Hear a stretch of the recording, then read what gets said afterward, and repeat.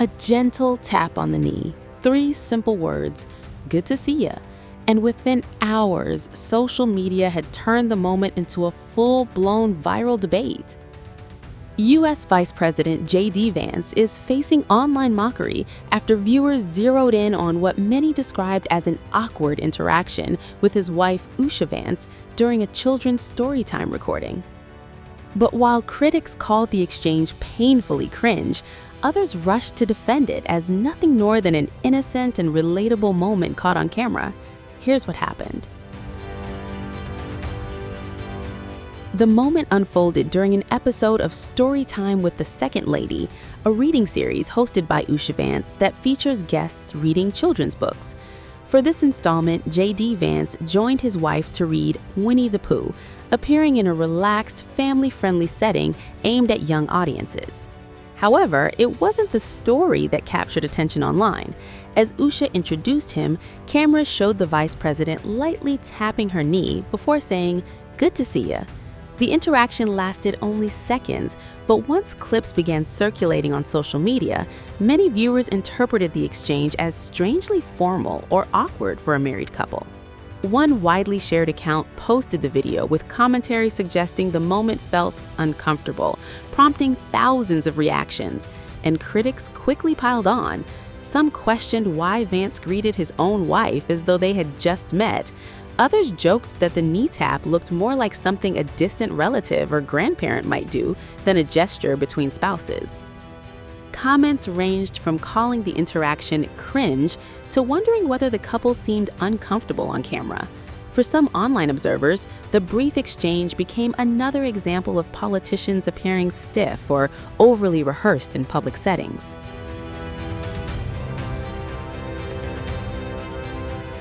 But not everyone agreed. Many users argued that the criticism was overblown and that the clip was being taken out of context. Supporters suggested Vance may simply have been acknowledging his wife as the segment began or trying to maintain a light-hearted tone for the recording. Others pointed out that people often behave differently when cameras are rolling, especially in a formal production environment. Some even admitted they would probably act just as awkwardly in the same situation. One commenter argued there was nothing weird here, describing the interaction as perfectly normal.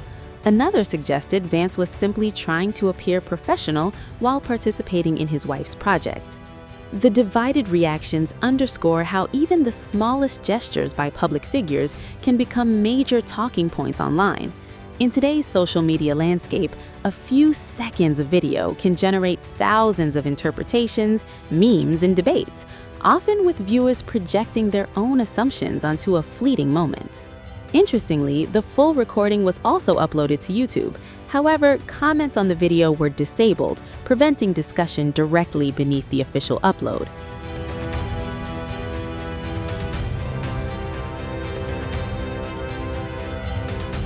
The viral clip also comes amid heightened public scrutiny surrounding J.D. Vance and his public appearances.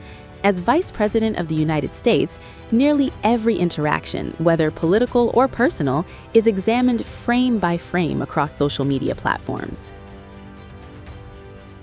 Just days ago, online discussions similarly erupted over footage that some critics described as a security blunder, illustrating how quickly seemingly minor moments can dominate headlines.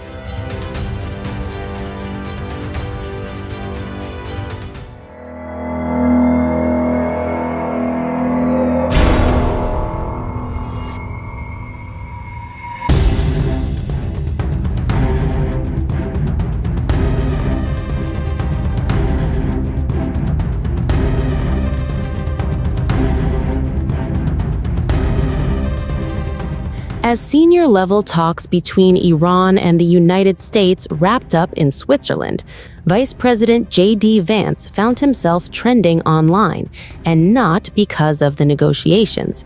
Instead, social media was fixated on what appeared to be an awkward security mishap caught in a photo posted by Qatar's Prime Minister. The image showed Qatari Prime Minister Mohammed bin Abdul Rahman bin Jassim Al Thani alongside Vice President J.D. Vance and President Trump's son-in-law Jared Kushner during discussions in Lucerne. Posting the picture online, the Qatari leader wrote, quote, "Live from Lucerne, work continues with Vice President J.D. Vance and Jared Kushner."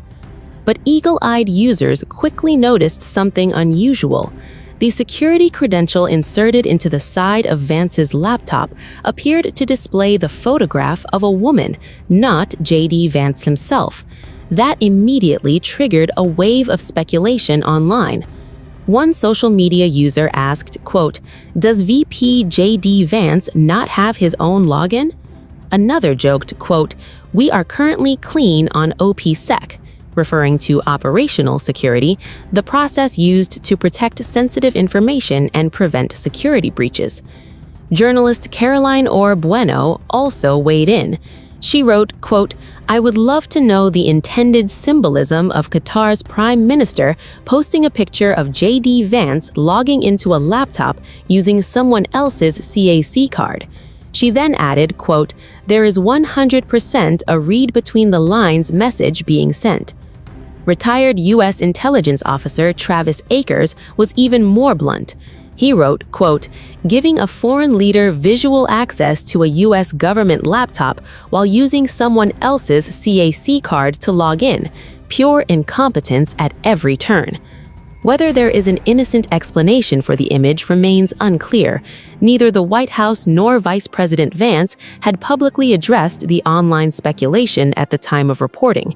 But the photograph quickly overshadowed what had been a high-stakes diplomatic mission in Switzerland, where officials were working to extend the Iran ceasefire and bring the conflict closer to an end. And this wasn't the only reason Vance found himself going viral during the Switzerland trip.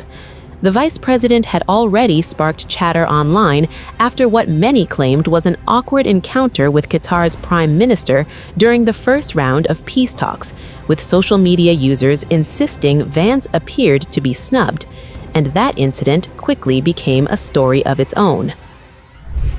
What was supposed to be a high-stakes diplomatic mission for Vice President J.D. Vance quickly turned into an awkward moment that social media simply couldn't ignore. Vance, along with Special Envoy Steve Witkoff and Jared Kushner, attended the Lake Lucerne Summit in Switzerland on Sunday for peace negotiations involving Iran, Pakistan, and Qatar. The talks were mediated by Pakistan and Qatar and focused on securing a potential peace agreement with Iran. But before any discussions even began, it was Vance's arrival that grabbed attention online. Videos from the summit appeared to show Qatari Prime Minister Sheikh Mohammed bin Abdul Rahman Al Thani walking straight past the vice president. With Vance standing at the front of the receiving line, the Qatari leader instead greeted the Iranian and Pakistani officials with hugs and kisses. The footage then appeared to show Vance reaching out from behind Pakistan's prime minister, extending his hand in an apparent attempt to get Sheikh Mohammed's attention. He seemingly received only a brief acknowledgement before the Qatari leader turned away. The awkward interaction immediately exploded on social media. One user wrote, quote, "He's by far the daftest vice president ever." Another commented, "The world hates us, and rightfully so, because we're Israel's." A third suggested the moment looked deliberate, writing, quote, "Looks like it was planned. Shabazz stepped in front well in advance as if to help the Qatari minister avoid Vance." Another user posted, quote, "You can't get respect for the asking. You have to earn respect." And one person joked, quote, "They gave you a private jet, but apparently they draw the line at a handshake." The apparent cold shoulder didn't end there. But despite the viral snub and the flood of online commentary, Vance struck a far more optimistic tone the following day. Speaking from Auberberg in Switzerland on Monday, the vice president laid out what he described as key achievements from the first day of negotiations and argued that the summit had produced meaningful progress. Hello, everybody, and good morning to everybody back in the United States. I guess good afternoon to the folks assembled. So look, yesterday was a very, very good day. We made a lot of good progress. We did exactly what we wanted to do, which is accomplish four things for the American people. First, we wanted to build a mechanism for keeping the Strait of Hormuz open. It is open. We've seen, of course, gas prices and oil prices come down, millions and millions of barrels of crude and natural gas flowing through the Strait of Hormuz that weren't flowing before. But we also wanted to make sure that we actually set up the coordination mechanism so that we could demine the Straits of Hormuz, so that when there are the conflicts that inevitably come up, we can make sure we work through them rather than that leading to escalation, and that is exactly what we did yesterday. Number two, we also wanted to build a mechanism, a similar mechanism for deconfliction for the regional ceasefire. As the President of the United States has himself said, sometimes these ceasefires just mean you're shooting a little bit less, but we wanted to make sure that we had the proper coordination set up so that if there is shooting, if Hezbollah fires at Israel or if Israel responds, if there are other conflicts that arise in the region, we're actually talking to each other and figuring out how to stop the shooting, how to make the region safer, our allies, and everybody else. We set that up as well. Number three, and this is probably what we're most excited about as Americans, the Iranians have agreed to invite IAEA inspectors back into their country. That is a major milestone for the American people and the first step in permanently denuclearizing or permanently ending a nuclear weapons program in Iran. And that's exactly what we wanted to do. That's exactly what we asked to happen. We made a lot of great progress on other nuclear talks. And that leads me to the final thing that we wanted to accomplish, which is actually set up the process for the technical negotiations that will follow. Our teams working with the Iranians, the Qataris, and the Pakistanis made great progress yesterday. They will continue to work at the technical level with the teams here in Bergenstock. And then those technical negotiations are going to continue over the weeks and days to come. We wanted to set up a structure for that so that you could have proper political oversight, but obviously, as much as this place is very beautiful, I can't stay here for the next 60 days. I'm about to go back home to the United States, but the technical teams are going to be working with proper oversight to make sure that we're accomplishing the objectives that matter for everybody. So those are the things that we wanted to accomplish. We came here, we did exactly that. The way that I think about it is very simple. We laid a very good foundation for a successful final deal. The final deal is the house. We set the foundation. We haven't built the house, but we've laid a successful foundation to get to a good place for the American people.